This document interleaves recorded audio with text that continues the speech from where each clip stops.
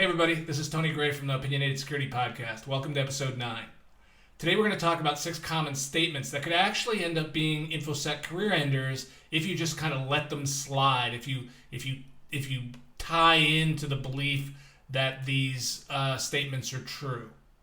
So the first risky statement that I want to cover here is it's just adware. And I'm not limiting this to adware, it's just part of the statement. Adware, crypto miners, any sort of benign application that may be running on endpoints within your organization.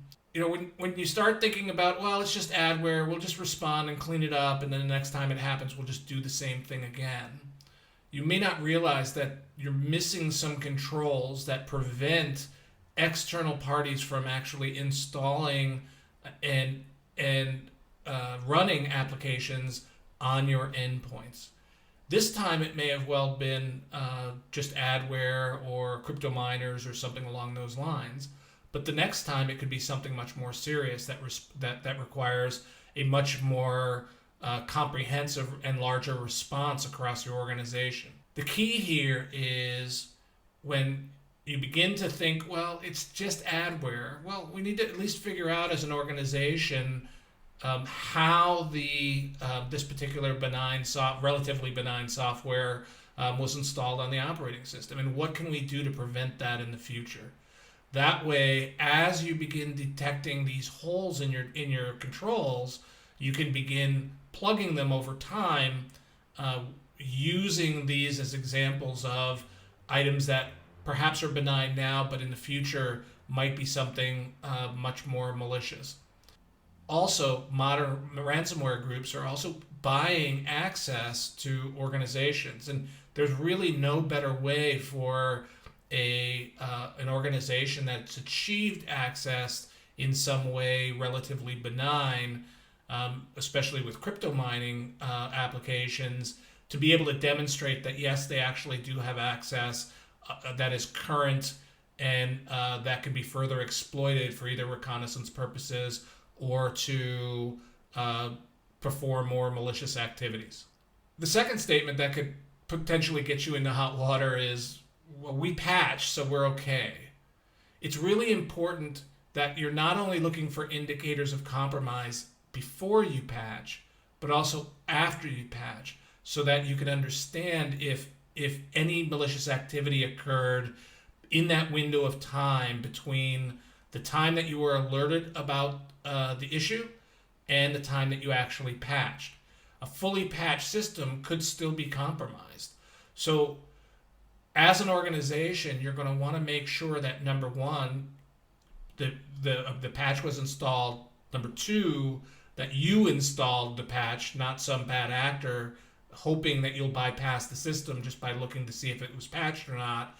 And then number three, that there are no further indicators of compromise, and you can write alerts or other things to be monitoring for that on an ongoing basis. Number 3 always makes me smile whenever I hear it.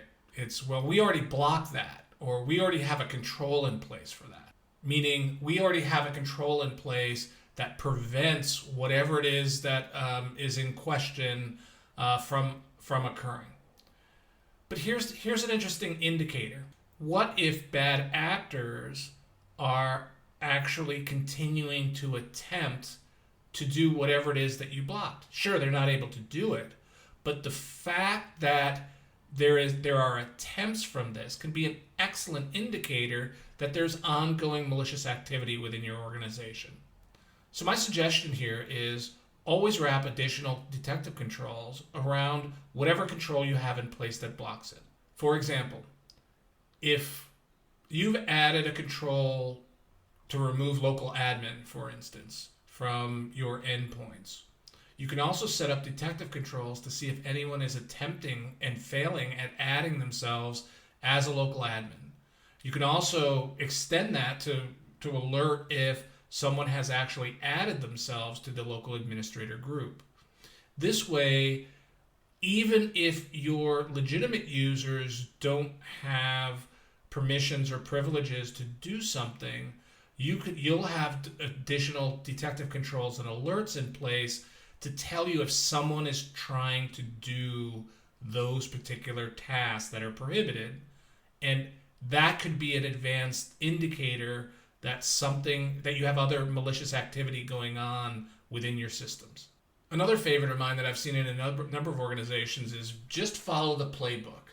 Playbooks are great, and for the 80% solution, the scenarios that are covered specifically by the playbook, they work great.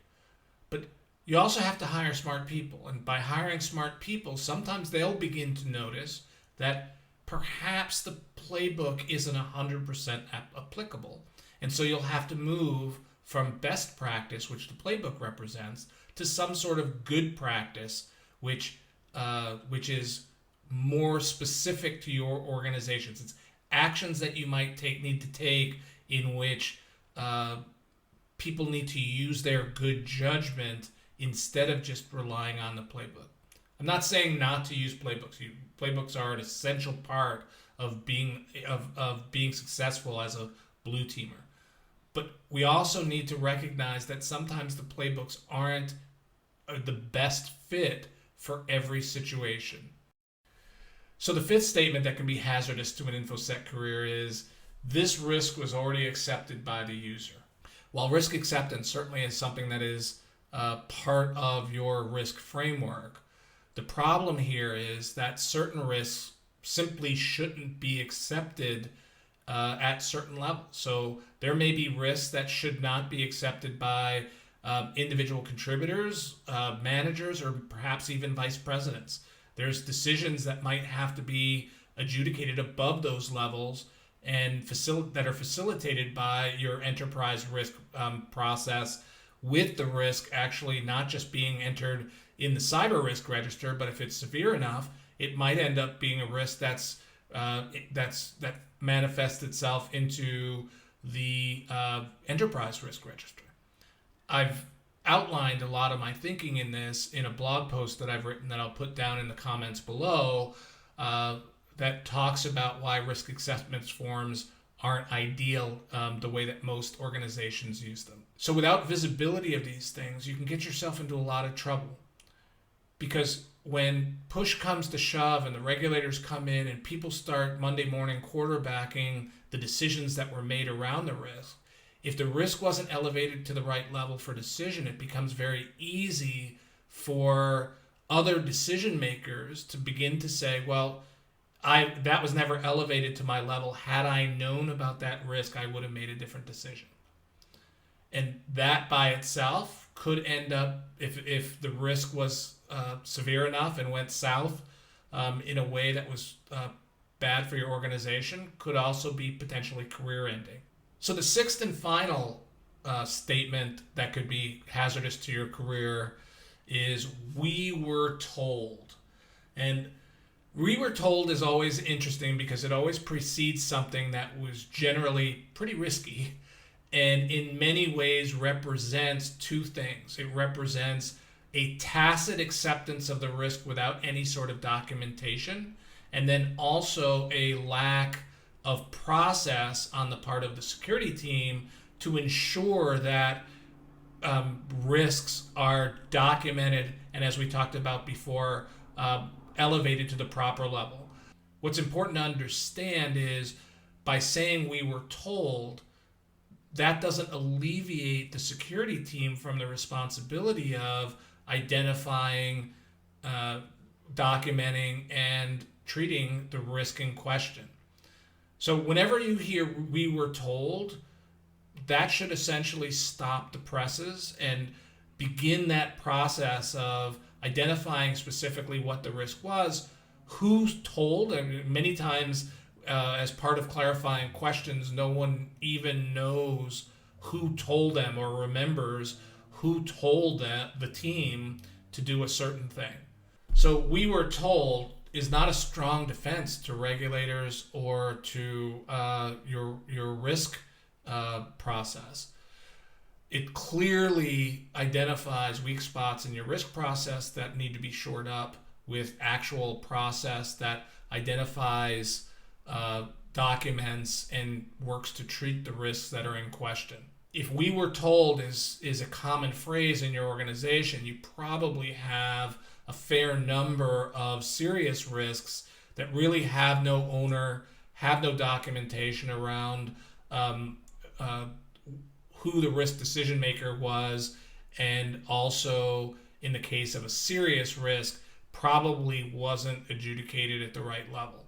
Even if the we were told comes from a high level within the organization, the security team can still very quietly identify and document that risk and then work to put the right controls in place to enable the organizations to be successful, even if there is some sort of control deficiency as a result of the we were told statement. So now you know the 6 statements that could potentially be career ending.